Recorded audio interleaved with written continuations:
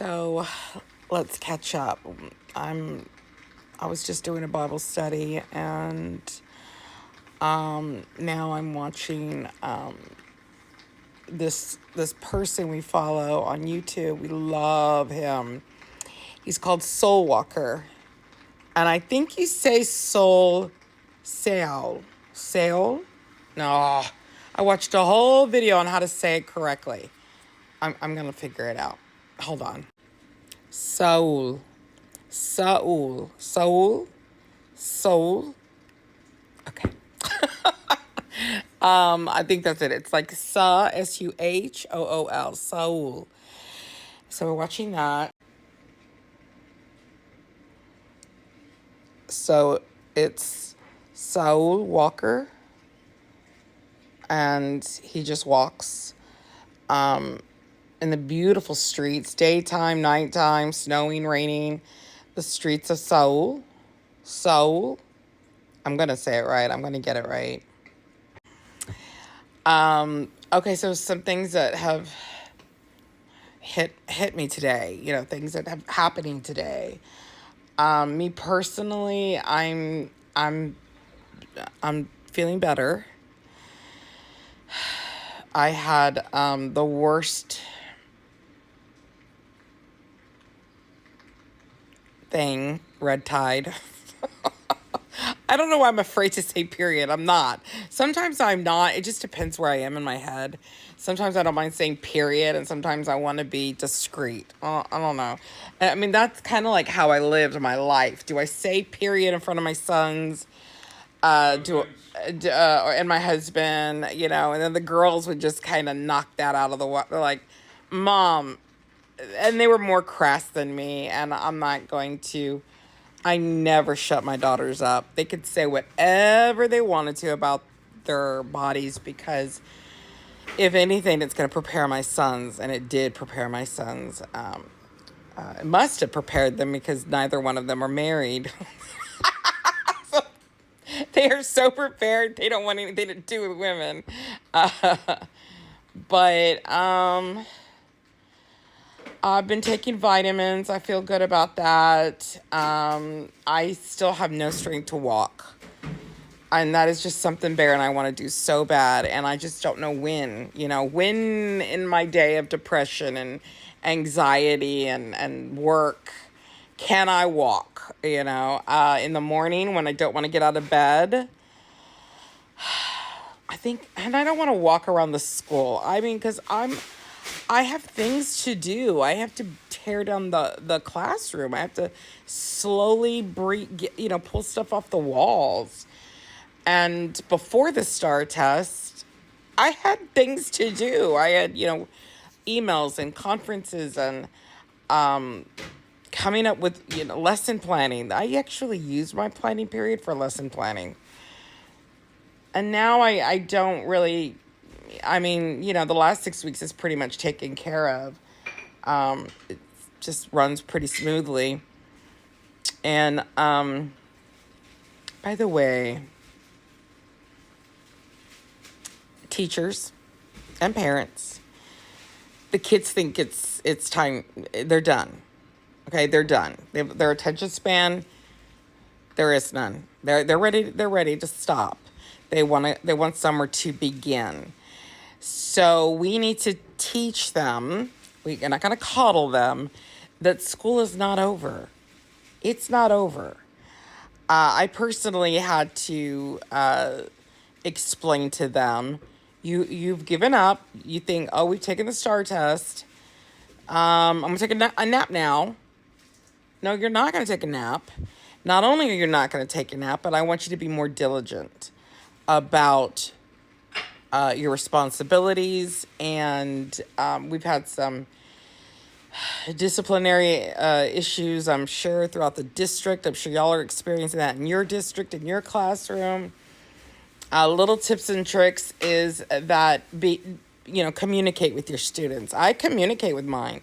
I don't just have these random, brand new policies that they're not familiar with. I had always warned them. I warned them. I said, the last 6 weeks, I do homework. And they're like, what? Really? I'm like, yeah. because I'm not going to have y'all napping during class. That's just not going to happen. Every last minute needs to be something educational, whether it aligns with a Texas standard or not. You're going to be learning something. And I run a classroom where they get their homework assignments on the first day of a grading period, and it's due the last day of the grading period. This is why I never get any complaints from parents. And the one complaint I got this year from a parent just wanted to meet me.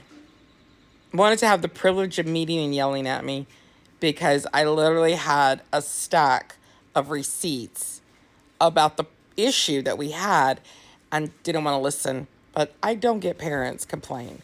Even if parents wanted to complain, like, why can't she just let my kid pass? Why can't she just give him a 70 so he could play that sport? I know there's parents out there that are wondering why I don't do that, but then they also know, okay, but she's giving my kid 1,000 chances. I mean, they're more mad at their child than they are me, because I've had parents tell me that they will say to me, and I was telling him, are you kidding me? She let you do homework the whole 6 weeks and you couldn't turn it in? I mean, they're telling me this. What do you mean she takes off late points? What do you mean she doesn't lock the assignments? Because I've had parents come to me.